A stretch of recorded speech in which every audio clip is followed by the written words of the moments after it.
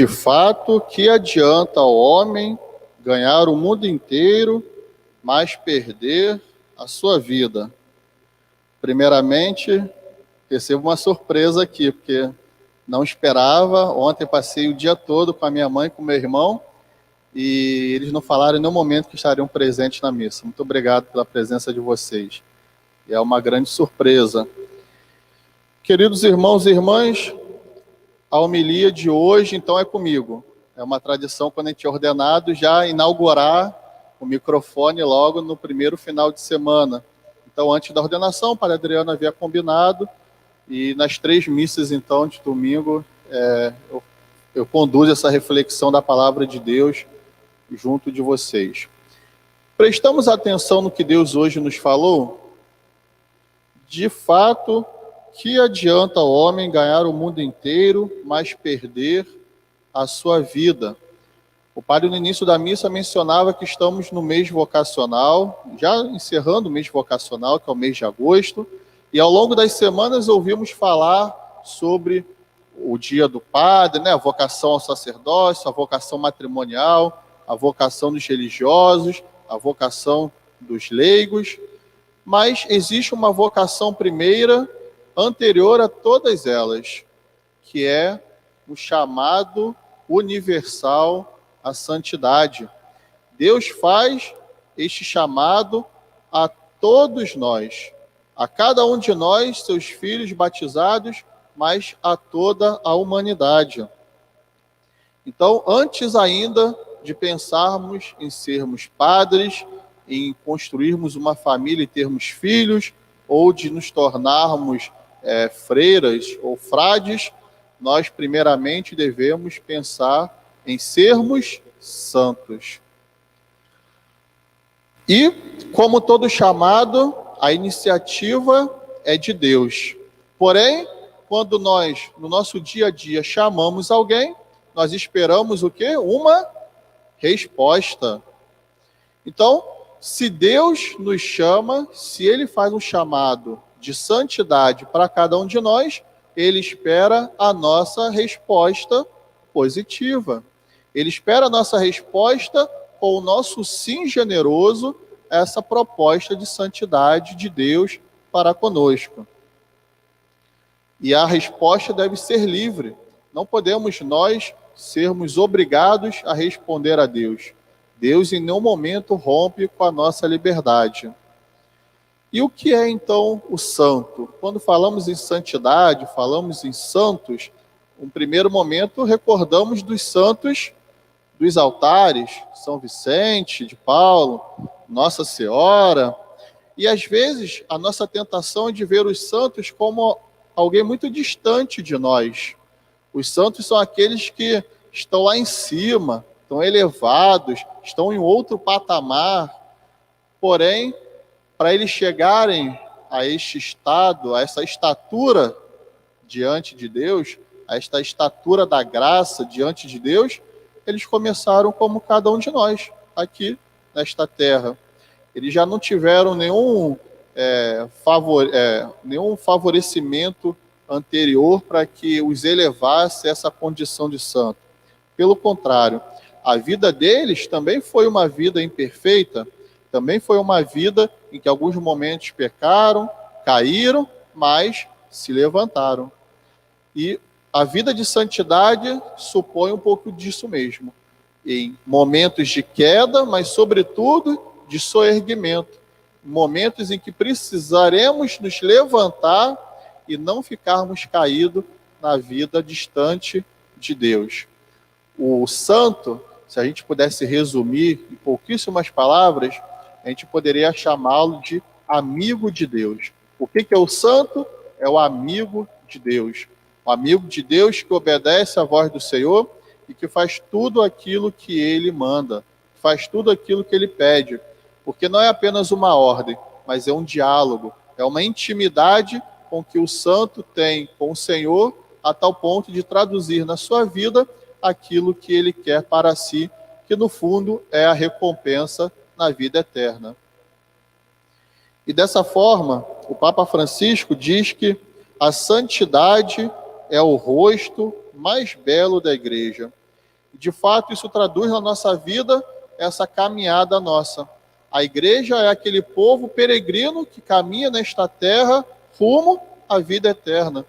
E que rosto mais semelhante ao da igreja, e aqui o Papa até fala de rosto mais belo, senão a dos santos, que caminharam nesta vida e já alcançaram o seu objetivo na vida futura. Porém, faz-se necessário aqui fazer uma cautela, dar um conselho também a cada um de nós, porque existem dois inimigos sutis da santidade. Existem dois obstáculos que podem aparecer neste nosso caminho de santidade. O primeiro deles é pensar que a nossa própria inteligência pode nos salvar, que a nossa própria razão pode conduzir a esse movimento de santidade única e exclusivamente sem Deus. E o outro inimigo sutil, outro obstáculo na nossa vida espiritual, no nosso caminho de santidade, é com que basta a minha vontade, basta o meu esforço pessoal para que eu seja salvo, para que eu seja santo. Ou seja, percebemos como que nos dois casos existe aí um excluir, a gente está excluindo Deus do nosso propósito de santidade, da nossa vida espiritual, tanto quanto a razão que nos basta, quanto esse movimento de que se eu quero, eu consigo, ambos excluem a graça de Deus, excluem a vontade de Deus em nosso favor, excluem o dom, aquilo que recebemos. Porque a salvação, a santidade, não é nada mais do que um dom de Deus em que a gente corresponde. É um chamado de Deus e que a gente dá o nosso sim. Por isso que no Evangelho de hoje, nosso Senhor diz para São Pedro exatamente isto: se alguém quer me seguir, renuncie a si mesmo, tome a sua cruz e me siga. Ou seja, para sermos santos, primeiramente devemos renunciar a nós mesmos, tomar a nossa cruz para seguir o Senhor. Como podemos avançar no caminho de santidade se não deixarmos de lado aquilo que nos afasta de Deus, aquilo que rompe a nossa amizade com Ele? É impossível ser um discípulo de Jesus sem seguir o seu caminho. Se nós quisermos seguir os nossos próprios caminhos, não estaremos nos caminhos do Senhor. Por isso que, se a gente fosse seguir uma lógica das leituras, hoje talvez o tema principal desta homilia seria o tema da cruz, a cruz de Cristo. Contudo, quando meditava a palavra de Deus para fazer esta reflexão junto de vocês, eu pensava em um tema mais abrangente, exatamente também como uma proposta de vida pessoal. O que Deus quer que eu fale para o povo de São Vicente, mas sobretudo o que Deus quer falar comigo. Então, por isso que fugi um pouquinho da proposta da cruz de Cristo para falar exatamente sobre a santidade. Que a santidade é essa a nossa meta final. É este o nosso objetivo último. E, naturalmente, para chegarmos à santidade, para alcançarmos a santidade, para chegarmos a sermos santos, precisaremos passar pela cruz. Não existe um cristianismo sem cruz, porque quando se hoje pensa de cruz, ninguém quer uma cruz com dor, com sofrimento, com um caminho pesado. Queremos hoje cruzes mais leves, cruzes de plástico, cruzes em que podemos carregar no bolso ou até mesmo descartá-las. Porém, a cruz de nosso Senhor Jesus Cristo é um lenho de madeira, é um lenho pesado, onde ele foi pregado, seu sangue ali jorrou e, naturalmente, não findou ali na cruz, mas nosso Senhor ressuscitou e subiu aos céus, superou aquela dor e aquele sofrimento. E é este o nosso caminho de santidade. Também nós passaremos pela cruz, mas a superaremos, pois teremos a nossa ressurreição em Cristo Jesus. E a pergunta que surge até o momento é a seguinte: como então ser santo? O que fazer para ser santo? E a resposta pode parecer muito simples a nível verbal, porém a nível existencial, traduzir na nossa vida, é um pouco mais difícil. Porque a resposta a esta pergunta é simples. Como fazer para ser santo? O que fazer para ser santo? É só seguir o caminho de Jesus. É só estarmos sob a luz do Mestre e nada mais precisaríamos fazer de diferente a não ser isto. Contudo, seguir o caminho do Senhor é difícil. Estar sob a luz do Mestre é muito difícil. Por isso que o Papa Francisco, há uns 2 anos mais ou menos, publicou um documento sobre a santidade, chamado Gaudete et Exsultate. E exatamente nos tempos atuais, ele quis recordar como então ser santo, já que parece que é uma realidade tão distante da nossa vida, a santidade. E ele nos dá 2 caminhos. O primeiro é o caminho do ser. Como ser santo? Ele dá a imagem de um RG. É como aquela carteira de identidade do cristão. A passagem que ele usa é a passagem das bem-aventuranças. Bem-aventurados os que choram, bem-aventurados os mansos, bem-aventurados os misericordiosos. Então, como nós seremos santos? À medida que nos identificarmos com esses que as bem-aventuranças citam.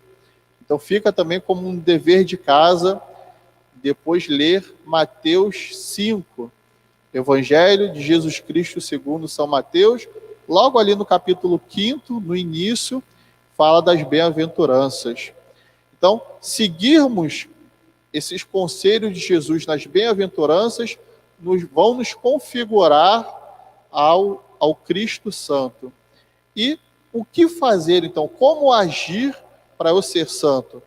E essa é a segunda dica do Papa Francisco nesse documento sobre a santidade. Ele fala que o agir, que o comportamento do cristão deve ser como Mateus 25 fala. Que então fica o segundo dever de casa, ler Mateus 5, das bem-aventuranças, e Mateus 25, que fala exatamente sobre as obras de misericórdia. O que devemos fazer? Dar de comer a quem tem fome, dar de beber a quem tem sede, vestir os nus, visitar os enfermos e os presos, enfim, todos nós já conhecemos essa passagem, porém, é preciso retomá-la e traduzi-la na nossa vida. Então, os conselhos do Papa Francisco são exatamente estes: viver como aqueles que são mencionados nas bem-aventuranças e fazer aquilo que as obras de misericórdia nos pedem. A tal ponto de podermos traduzir na nossa vida o que São Paulo diz na segunda leitura. O culto que agrada a Deus é exatamente nos oferecermos como um sacrifício vivo, onde ali, então, o nosso sacrifício vai ser santo, vai ser um culto espiritual, mais do que qualquer culto material, de honras, de títulos, de status, de posses, de bens. Nosso Senhor quer de nós um propósito de vida espiritual para a nossa santidade. Santidade não se compra, santidade não se paga. Santidade se retribui à medida da nossa resposta positiva e generosa ao chamado de Deus. E para encerrar, existem alguns meios atuais, muito eficazes, que a gente também pode aproveitar desses meios que a igreja nos proporciona para sermos santos. O primeiro deles é a Eucaristia. Também temos o sacramento da confissão, a direção espiritual, a oração, os sacrifícios, as penitências. Enfim, meus irmãos, é uma homilia em que quer nos recordar a nossa finalidade. O nosso objetivo último não é outro senão sermos santos. Esse é o desejo do nosso coração e esse é o desejo do coração de Deus para cada um de nós. Que Nossa Senhora, aquela que passou por esta vida e aprendeu do seu próprio Filho o caminho de santidade, possa nos ajudar a também nós trilharmos este caminho sem se desviar nem para a direita, nem para a esquerda, mas seguir até o final e alcançarmos a graça da salvação e da santidade junto de Deus. Louvado seja nosso Senhor Jesus Cristo.